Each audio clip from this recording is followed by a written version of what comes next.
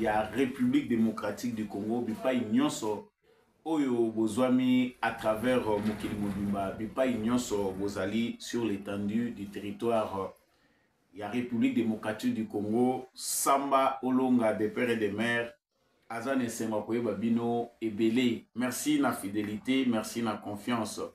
Partagez déjà live émission Oyo Sokozana nous. Abonnez-vous na Etandona Biso. Prière de vous abonner et surtout ko sanate, ko liker, topé ko partager Basango ya Ekolo Congo.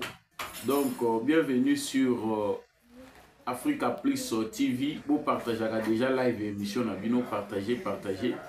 Bandeko nyonso bozo rejoindre biso déjà na direct Oyo.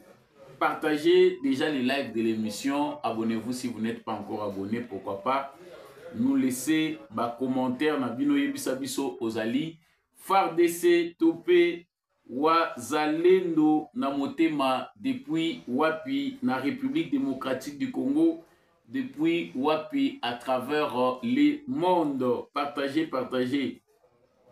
Nazalaka toujours natina koyebisa ba commun des mortels que justice yanzambe est ratakate.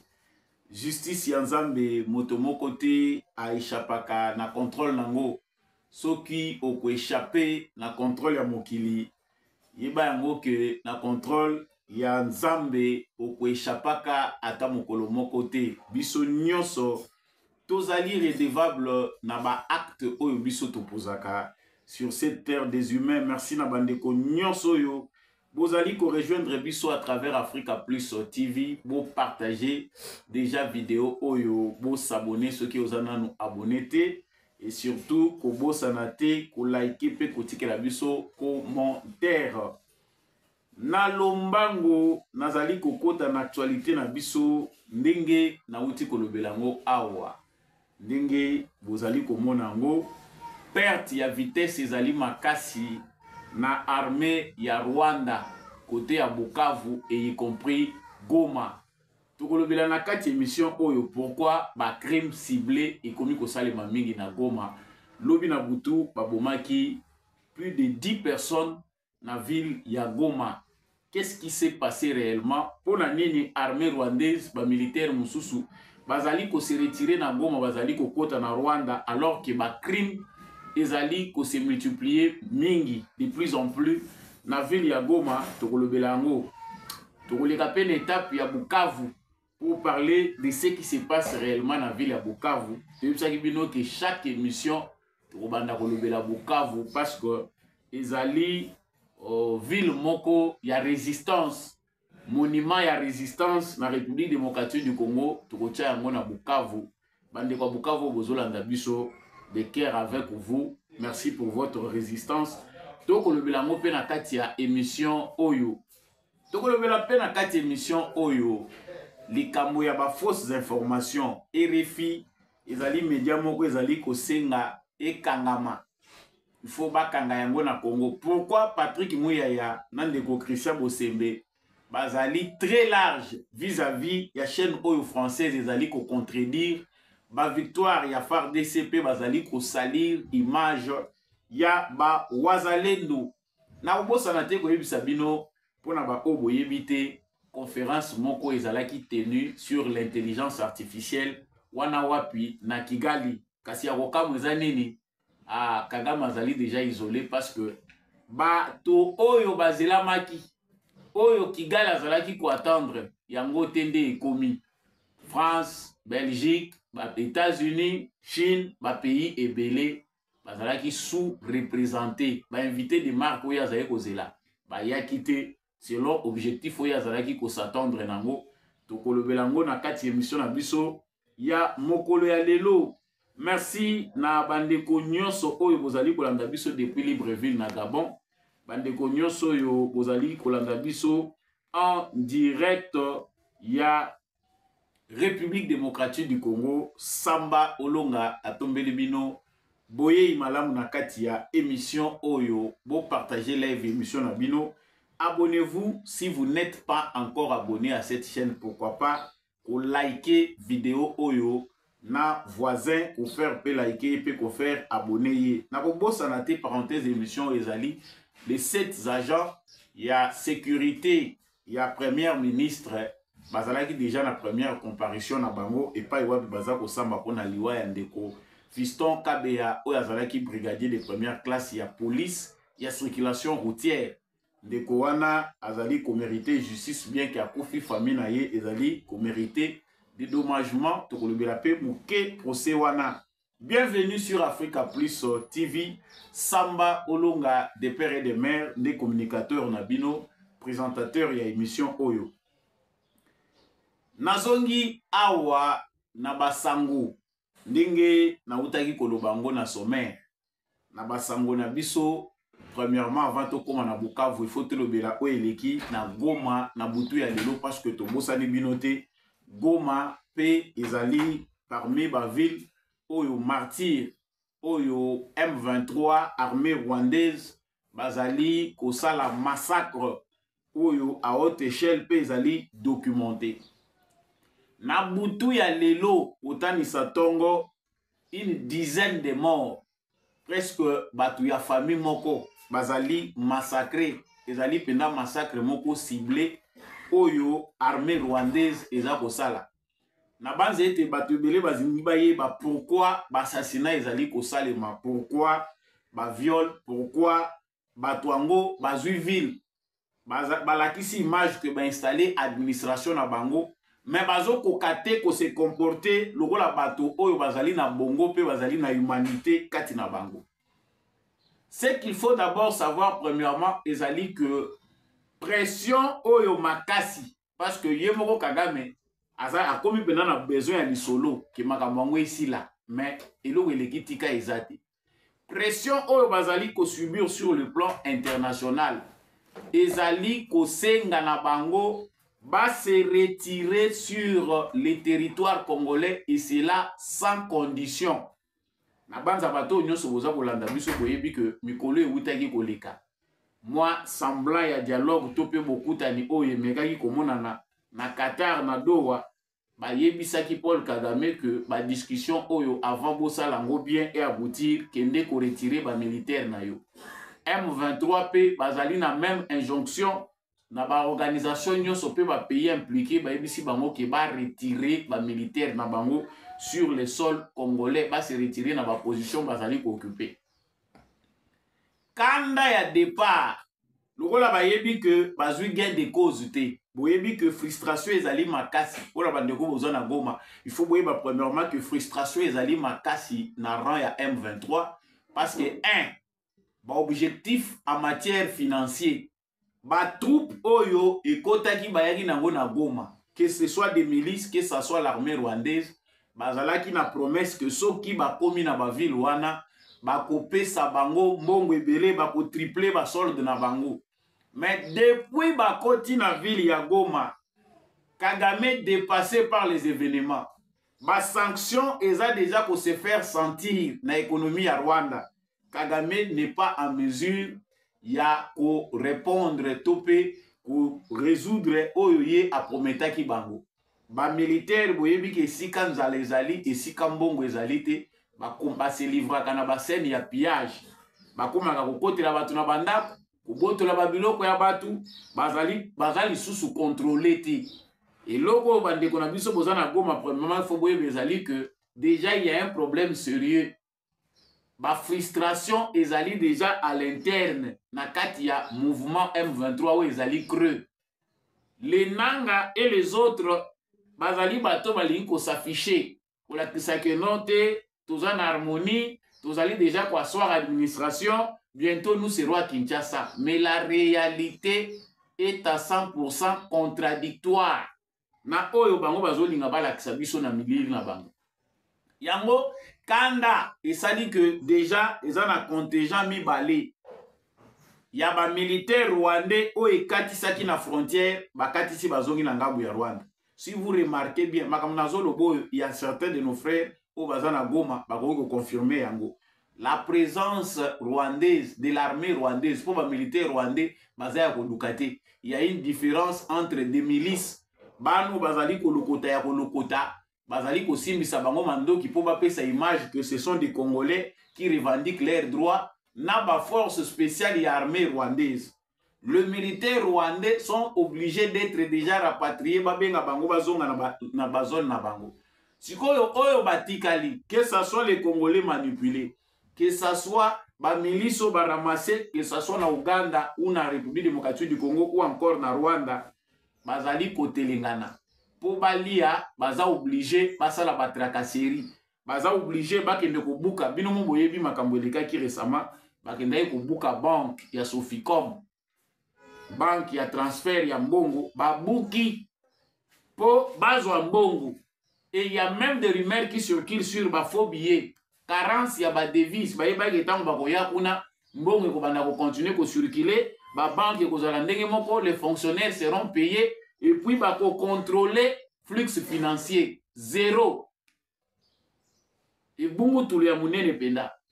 Ipesi bango kanda. La colère oyo bazana ngo na ville ya Goma eza colère ya départ. Ba yebi ki ba mata, ba kita. Que ça soit par la force, que ça soit par un autre moyen, ils sont obligés de quitter le territoire. Frustration oyo yemoko Kagame azanango ezali ko continuer ko pesa pasi. Ndenge nini makambo esengeli kolekela. Yemoko na naza obligé à gérer situation à Rwanda po bolandaki discours na yemi koleuta koleka. Alaki ba Rwandais ayebisi bango que l'état deviendront difficiles. Alobaki na Kinyarwanda lobi funda mukanda. Soki nini na yebite soki nga na prononcer bien bandeko na biso bozana est boyoka kapenda mwa Kinyarwanda boyebi makambo alobaki. Ayebisi ba Rwandais po serrer ba ceinture. Nzala ekokota, crise ekokota. Nous sommes obligés de faire face à ça. Na culture na bango na ndenge Kagame azali forger selon ndenge bandeko ba Rwandais bazoyebisa biso akotika te. Ye kino bakotia mutu na ye na se akozala obligé à s'entêter bongo parce qu'il est imbu ndenge balobaka na lopoto de sa propre personne. Akoyoka nokiti. Yango bandeko ya Goma, il faut se mettre à l'abri au moni foudre kake soki raté objectif nango nanzela ibwaka ba moto. Ba innocent mususu oyo bazali concerné te batombaka ba victime. Le mieux c'est de savoir bien se comporter tant na bango etikali ya kotanga eza lokola zabolo ndenge nkolo mokili atikela eta ayebi kaza na colère ngonga bapesi eza muke ayebi ke na kozala lisusu na temps mingi te aza obligé à kosala ba ravage. C'est ça la colère po boza koyoka ya armée rwandaise na M23 sur le sol congolais. Ay ba yebisaki bango que c'est un piège d'aller prendre encore Goma. Ezali piège d'aller tomber encore sur Bukavu. Bakanisa yezama seki.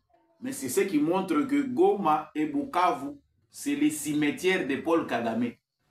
Awa tozali kolobawa, les débats tournent autour de quoi? Débat ezali ko tourner autour ya retrait na bango. Bomoni na Walikale, ils ont fait semblant parce que Kagame asalaka na ba semblant. Non, tozolinga tokosala o tokosala te pendant ce temps bazoluka ndenge nini ya ko renforcer de plus en plus ba position na bango. Force de frappe ya FARDC et déloger bango. Ba se retirer baza musika na minito na Walikale centre.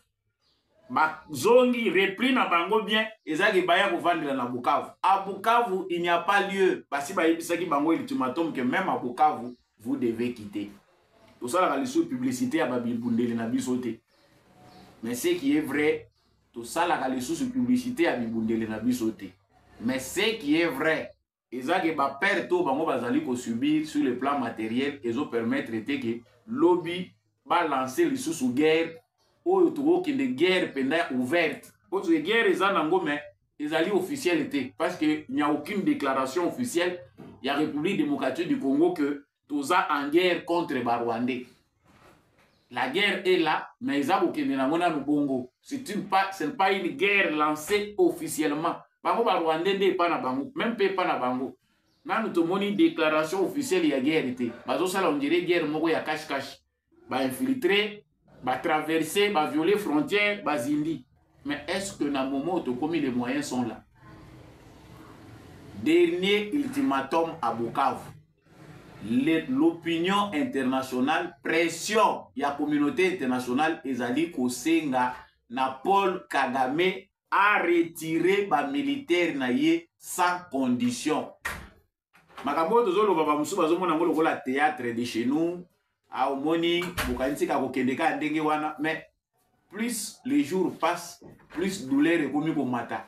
Ezalo kola cancer, bataka kango kaka na moment ya début wana. Tango tiki ba cellule wana et se développer a chance pe ya kobika et s'amoindrir liwa et komi possibilité moko oyo bakoki kolongola te. Cancer oyo ezwi Kagame na minute oyo cancer ya ba sanction. Cancer oyo ezali ko travailler ye ezali que qu'il retire ses militaires. Les vrais analystes ont déjà compris que l'orezo la Kagame, c'est facile. Zoba militaire na yo zongisa bango na bamboka na yo. Mais ayebi que une fois qu'on posé acte wana, c'est fini pour lui. Azali sous-souté na utilité aux yeux ya ba partenaire na ye. Parce que ba occidentaux ba komi lokola ba opposant na ye, ba komi ko swana, ba komi ko welana. Akomi atali côté ya barabe, kuna pena ba occidentaux, bazalaka on dirait logo moko les intérêts sont presque les mêmes. Soki Kagame akati bakati na source na ye approvisionnement na Congo akozala lisusu utile na eloko nini. Est-ce que kozala lisusu possible que Paul Kagame a flatté lisusu occidentaux azala centre d'attraction, le petit Rwanda qui n'a rien dans son sous-sol a comme centre d'attraction a comme Singapour en Afrique. Na ofungwela bino sango moko avana zonga makambo Bukavu oyo batebele baza kolanda te. Tant bazolo ba diplomatie à Félix Tshisekedi ezali démarche moko to pe méthode moko la plus difficile mais la plus rentable. Ba solution ezali mibale oyo batebele baza komona. Ba musu balobi guerre directe na Rwanda, to silisi bitumba to bundi na Rwanda, to koteli ba Rwanda peti na mboka na bango, c'est fini to longi bitumba to tika na kimia. Non. Ba musupe ba moni que une fois to la guerre wana to résoudre le problème à moitié parce que ba kolo bitumba ba to ba fabriquer Kagame ba kozala na bango kaka wana ba batami. Il existe une procédure eza lente mais ezali procédure comme la Congo qui m'a libéré, c'est celle qui a choisi Félix Tshisekedi. C'est une démarche difficile mais ezali démarche moko la plus sûre, ezali diplomatie. Les lots Kagame a mesana pour organiser ba grands événements où ils allaient attirer ba bailleurs de fonds, ba décideurs ya minene ya mokili. Mais tout royo a organisé conférence sur l'intelligence artificielle. Pour la rappeler bino mo muke fo boye ba que Rwanda za ko luka ko ma Singapour ya Afrique. Donc Rwanda alinga comme numéro 1 intelligence artificielle. Na vision managériale ya Kagame aza déjà ba contact pour que azala parmi batu oyo bazali ba précurseur ya avènement ya intelligence artificielle na Afrique a touti déjà ba bailleur de fonds. Mais diplomatie à Tshisekedi na dossier Congo et kanye singa na kingo a reçu na ye ko organiser événement. L'événement a été organisé du 3 au 4 avril au Tozali, mais ba grand décideur, ba pays où il faut aller au centre, que ce soit en Afrique, que ce soit en Europe, que ce soit en Amérique, ba boycotter l'événement. Ba mususu bazala qui sous-représenté, ba mususu batini na bango ambassadeur na bango, ba mususu pe ba yena bangoti. À la base c'est quoi? Déjà diplomatie à Rwanda est comme fragile à cause du dossier congolais. Partout batu nyonso bazali ko akile Rwanda. Batu oyo bazalaki na ambition par rapport à l'attraction où ezali kokende na Rwanda, tout le monde veut aller voir ce qui se passe au Rwanda. Ba marketing ou aza ko sala à travers l'équipe ya football, ya basket. En tout cas Rwanda a se construire déjà carapace moko ya bien, image ya bien na diplomatie. Image wana ezali détruite na diplomatie, na campagne diplomatique ya Tshisekedi. Déjà aujourd'hui, Free Congo ezali ko raisonner partout à travers le monde. ba Congolais baza mobilisés na tous les 5 continents. Bazali ko cibler nani Rwanda. Bandeko na ba Rwanda bazolanda biso. L'avenir est sombre. Si le succès que Kagame vous a présenté, bino bo sepela ki nango bolobi ke Rwanda bongi, l'avenir est sombre. Vous êtes obligé de recommencer à zéro, à gagner vie na bino moko ba Rwandais, savoir ce que vous devez faire de votre pays seul. Pas d'engagement. Conférence Cécilie Intelligence Artificielle, babayeur de fonds, bachamité, aucun programme sérieux. Donc, ils ont un événement moko creux. Événement moko et s'organiser dans un spectacle médiatisé, mais isolement diplomatique et zonyo ko la Kagame. C'est la fin d'un mythe, c'est la fin d'un régime. Tant que baza ko loba, ba muso baza ko mona ke théâtre ezoleka. Bon, yo zo zano na miso ko mona musika te. Oza miyop. Luka manette. Parce que biso tozoloba makambo eza vrai. Kagame, qu'il pleuve ou qu'il neige, il va quitter le pouvoir. Ezaka makambo ko mettre fin na guerre ya sa Congo te. Tana ye ici li mission ba pesa ki ya ko déstabiliser Congo pona ko piyaka ba minéré, ko pesa ka ba occidentaux, mission wana déjà mukili mobimbe yebi yango et ça li scandale. Quand on met fin à cette mission, utilité marginale ya Paul Kagame aux yeux ya bato batia ki na pouvoir payer ici. Yango bomoni ba entre ba multinational, ba milliardaire lokola ba Bill Gates, ba Jeff Bezos, ba zui ba s'orienter, ba komi na ba discussion na Tshisekedi.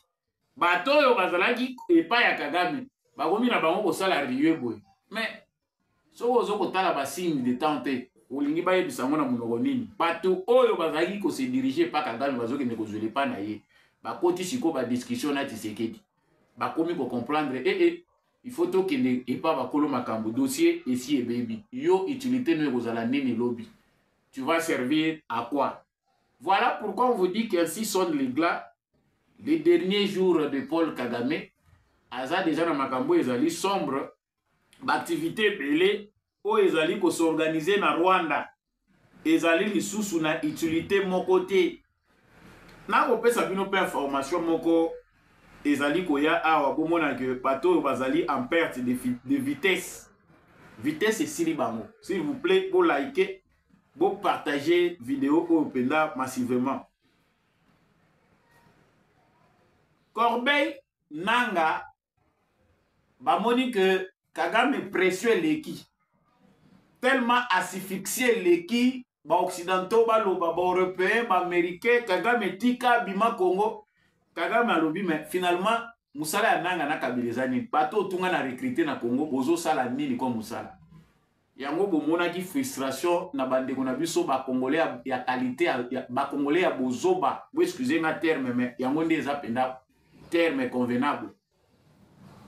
Donc parmi les Congolais les plus ridicules ezande ba mususu po ezana bandeko na biso mususu boli misanga ba diaspora ezana bandeko na biso mususu soki esengela ki totinda bato na bamboka na biso na bamboka bapaya soki ezalaki ke biso nde tozo sala nomination to tozo voter ko se retrouver na bamboka bapaya te po ko bebisa image ya ba congolais nde to pona binoti.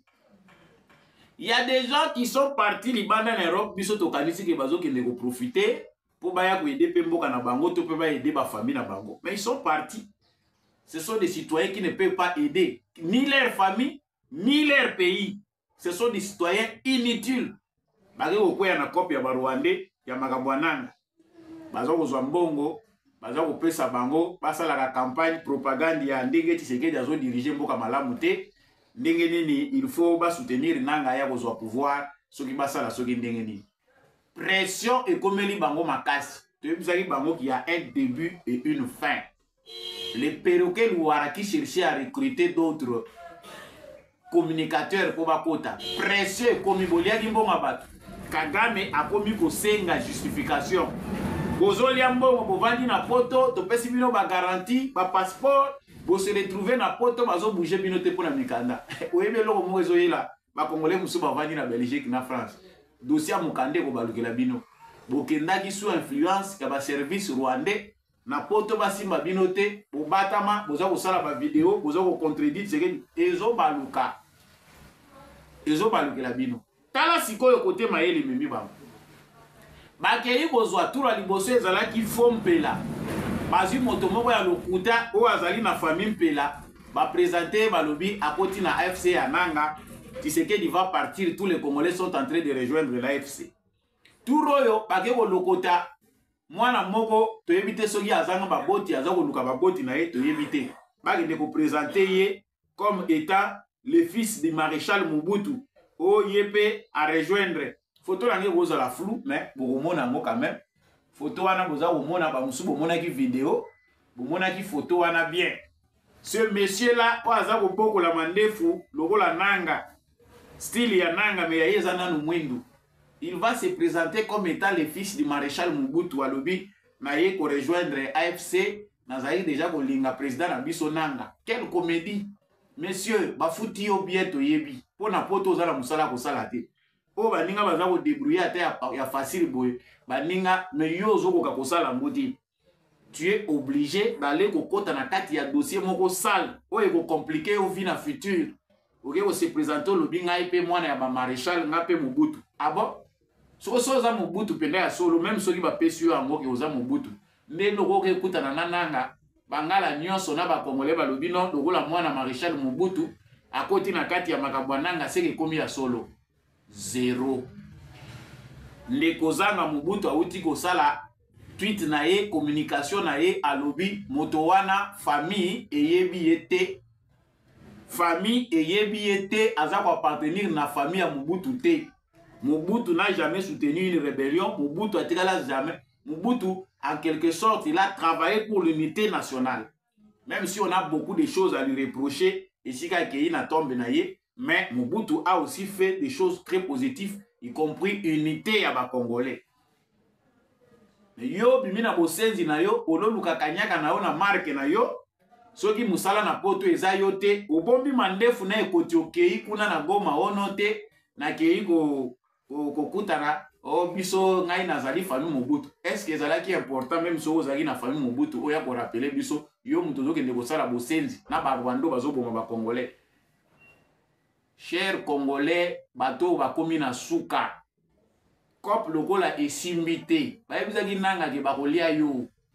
Toyebisaki awa na débit. Il y a des gens qui venaient nous attaquer awa ta utozolo ba makambo balobi o bino bozolo ba bozela bakoya kozwa bino kala mingi te bakoya na Kinshasa. Toyebisaki bino ke comédie oyo eza nango na venir te.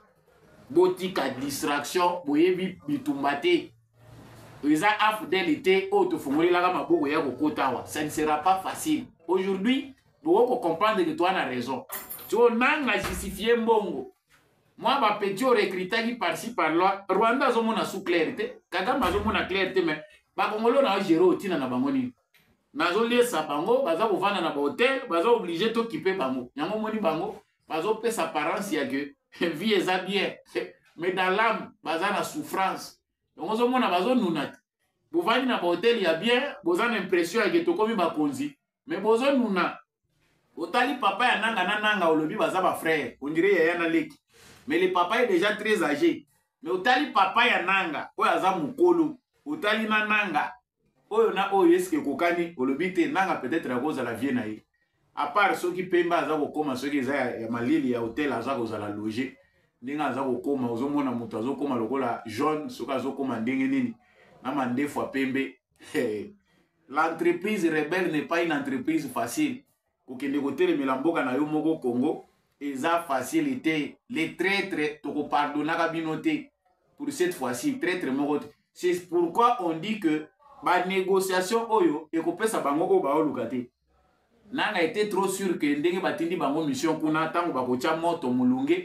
Même ceux qui ont accédé à pouvoir te na Kinshasa, on va passer par des négociations après to kozwa ba poste. Tout royo zéro. Il n'y a rien à gagner kuna. Ezate. Pardon, ezate place na bino eza prison. Ne vous aventurez pas parce que Keina dowa, non, il y a des discussions, nous reculons. Et là, on va na kende nango parce que monsieur zo kende na suka. Tozoye ba musala Patrick moya ya tena Christian Bosembi. Nazo tanga ba komo na bino na linga otanga ba komo ba tuté. Mais tozo obligé to tanga bino po bozolia mbongo ba Congolais, bozolia mbongo ya gouvernance ya Congo. Ceux qui est simbité, vous devez démissionner de vos postes. Média oyo bobangela kangonini. À l'époque à Kabila Awa, on voyait, même si ce n'était pas pour l'intérêt des Congolais ou l'intérêt des Congolais, pendant quand tu as signé la RFI, RFI, information sur les M23, sur les Rwandais, à Kolamba, on peut la que Congo est en capacité à Bunda Bitumbate.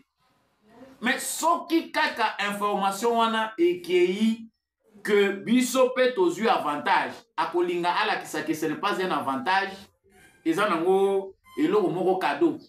Otali awa pour na ba RFI après ba bandai nan ko contredire balobino les rebelles se sont retirés après les Wazalendo et l'armée se sont réinstallés wana RFI. Donc il n'y a pas eu combat pendant tout ce temps que bitumé bando bundama rédaction RFI ba monagité balongwe wana RFI aza ko sala campagne que ba Wazalendo na ba FARDC baza ko sala ba scène ya pillage na Walikale.